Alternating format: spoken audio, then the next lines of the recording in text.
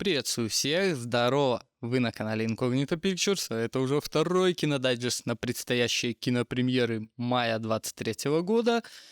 Но так как в мировом прокате особо ярких новинок не планируется на будущую неделю, мы с вами посмотрим, что нам предлагают посмотреть у нас. Блять, не смей. И, как известно, в творящихся непонятных непонятках во всем мире нам фильмы строить и жить помогают. Я, например, после каждого вечернего просмотра мировых новостей включаю классический ужастик, и на душе становится легче. Мужики называется понос. Ну что же, не будем тянуть кота за причинные места и посмотрим, что же они там нам наснимали. Понеслась. Фильмы, говоришь? Ха!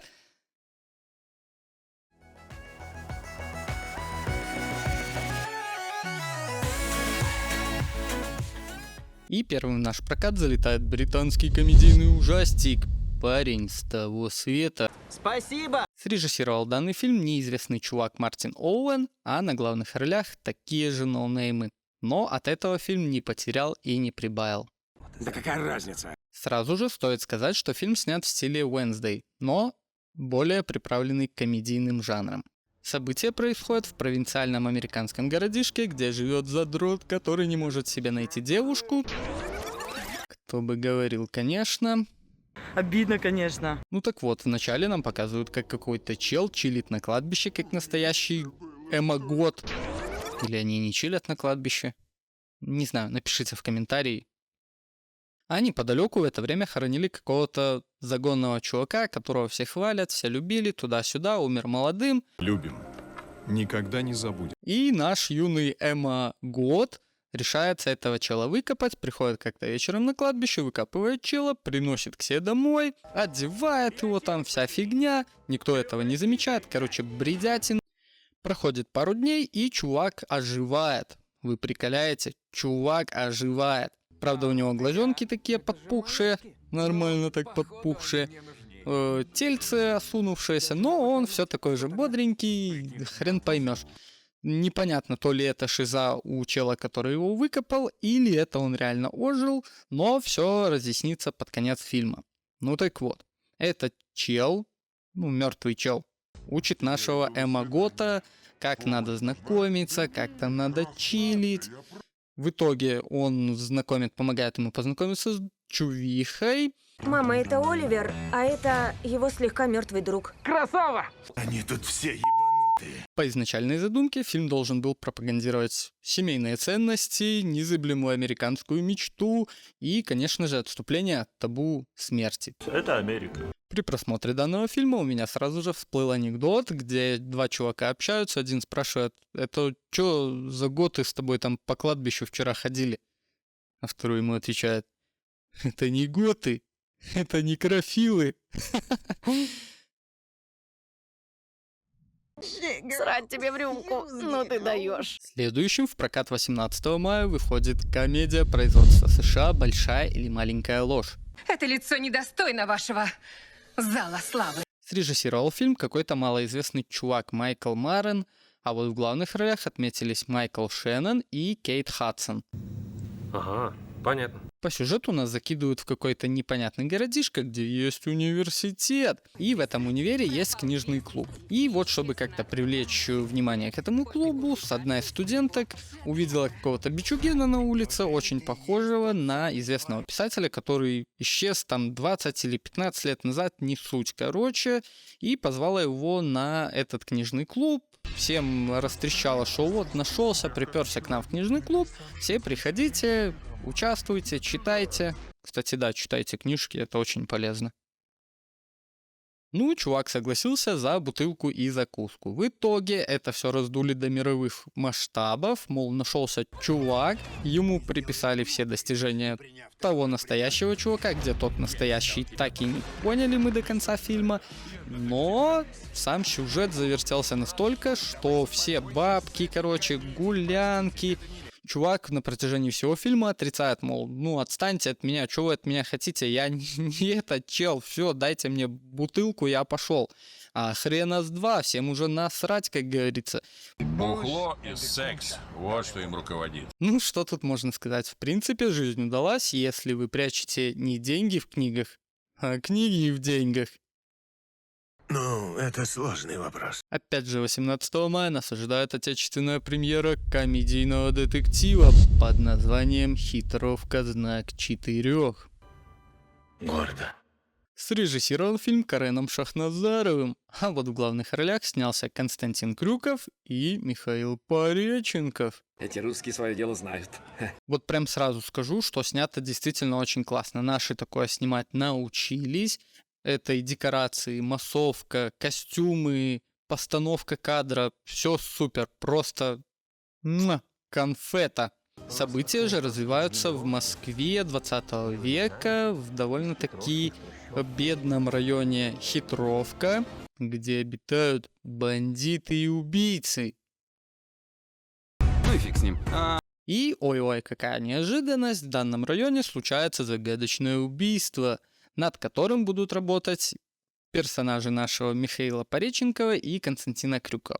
Главные персонажи — это журналист в исполнении Константина Крюкова и следователь в исполнении Михаила Пореченкова. Они, как Холмс и Ватсон, будут расследовать интриги, скандалы. Короче, жесть. Очень интересно, кстати, получилось. А идеальным описанием данного фильма будет анекдот, где Холмс с Ватсоном общаются, и Ватсон спрашивает: «Холмс, как же вы отличаете хитровских от петровских?» Это же элементарно, Ватсон. У хитровских морды красные до безобразия, а у петровских после. Да, над подачей надо поработать. Да, еще лучше забить. Следующий на очереди, опять же, с премьерой 18 мая, триллер «Нутый детективный ужас». Производство США. «Остров иллюзий». У меня для тебя сюрприз. Срежиссирован фильм какой-то малоизвестной чувихой Кэтрис Дэвид Хардер, а что касается главных персонажей, то опять же здесь снялись какие-то две ноунейм тёлки. Вот почему не могут в каждом фильме сниматься топовые актеры?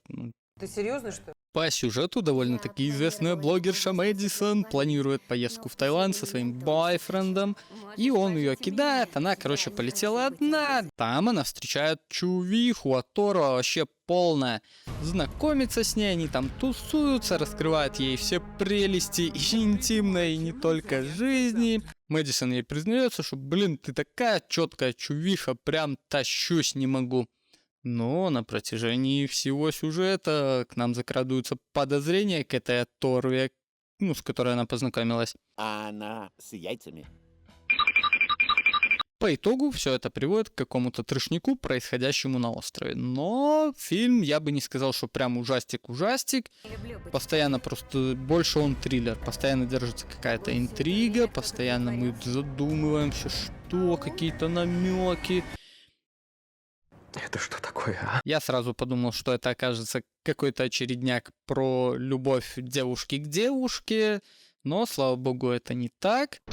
Может и так. Может, я что-то не понял. Напишите в комментарии, если я что-то не понял.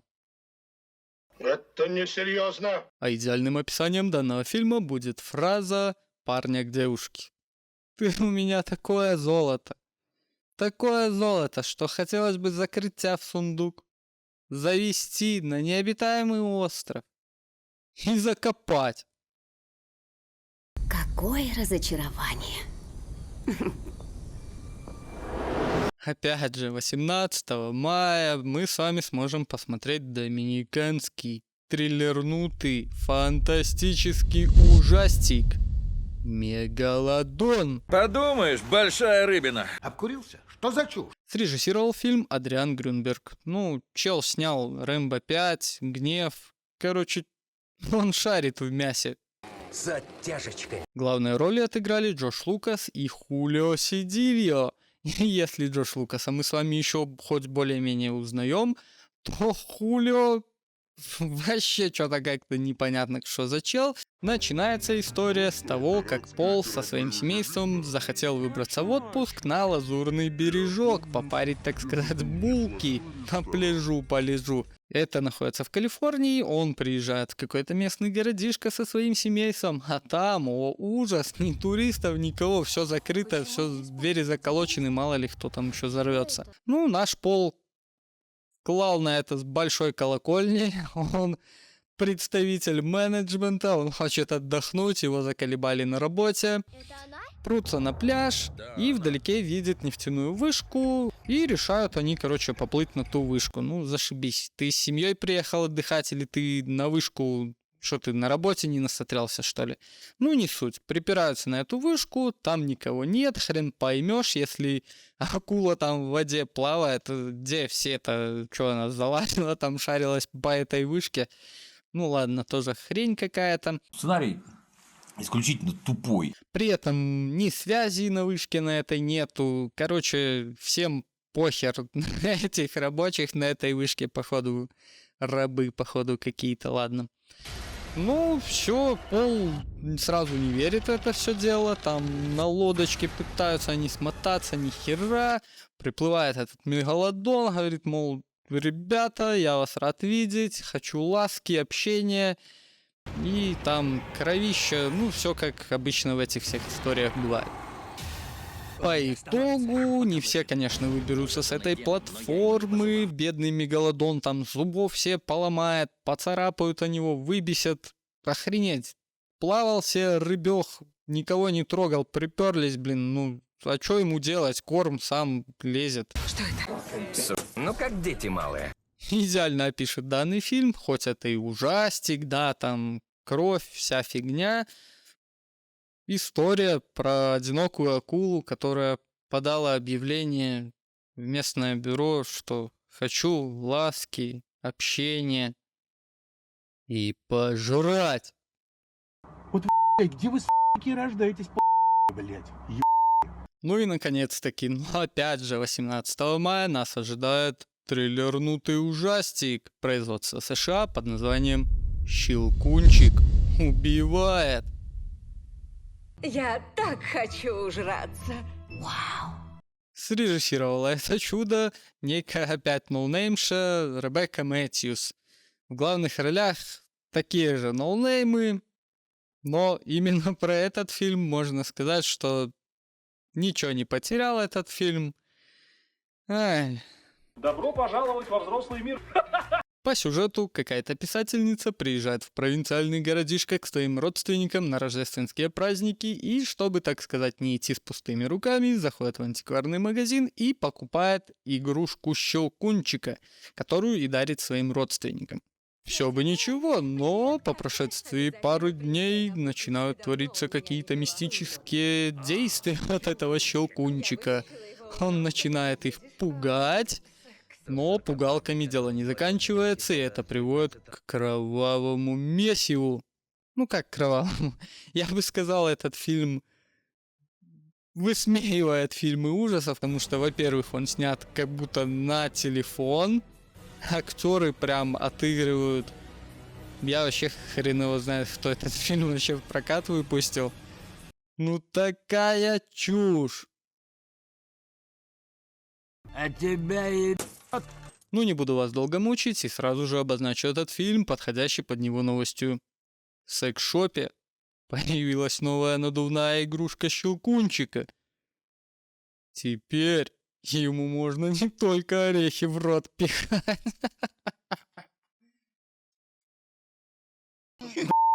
Ты юморист. Лучше найди себе девушку. Ну вот и все, что хотелось бы обозреть на будущую неделю. Вам спасибо, что досмотрели до конца. Не забывайте поддерживать нас лайками, это очень помогает в продвижении видео и канала в целом. Подписывайтесь, конечно же, будет еще очень много рубрик, будем совершенствоваться, с вашей помощью, конечно. Оставляйте в комментарии, может быть, я что-то упустил относительно фильмов или какие-то конкретные фильмы я пропустил. Ну что, ребятня, впереди нас ждут реальные голубцы с говном. Сейчас режиссеры требуют, чтобы фильмы вернули мат. Я же требую, чтобы в современные фильмы вернули адекватность, отличный сценарий и качество. А там уже и про мат поговорим. В принципе, я с вами не прощаюсь, но покедово. Фильмы, говоришь? Ха!